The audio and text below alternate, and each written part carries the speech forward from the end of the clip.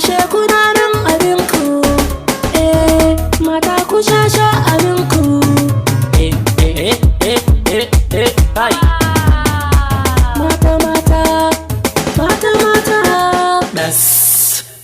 Kawai ku ci moriyar lokacin ku, kun ji mata. Ashe kuna rayuwar sai da ku za ta yi daɗi.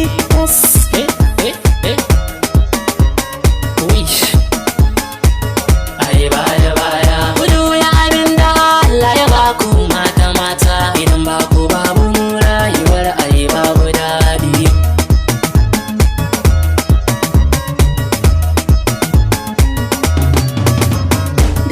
Ka samu wanda ke son ka in ka bi manyan ka, wataran wasu ne za su bi ka. Mata ku sha sha'anin ku, babu mai kin ku, a dole ne a yi maku barka. Wata ta wuce wata cikin wanga lokaci, akwai 'yan mata na hakika.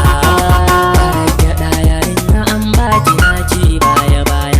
Ku zo nan kudu ya arin ku mata.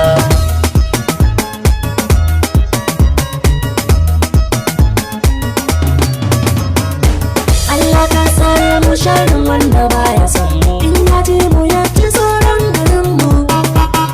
Da mu da mata akwai amana, rayuwa da daɗi. Mu duka mun ba ku gamu.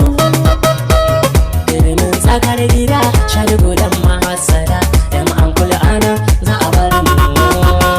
Ku yo rawa sai ku juya ku yi baya. Idan ku ne a yau za ni doka mata masa.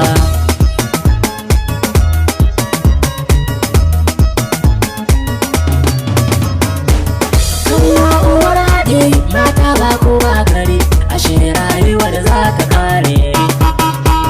A buga a kwashe farilla a zaman gida, mata ne kawai za su jure.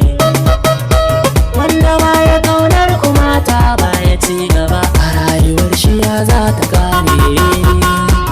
Kowa ya sha amin shi, tun da aljanna aikin ka ba da sa ka shige ta. Kun ga mata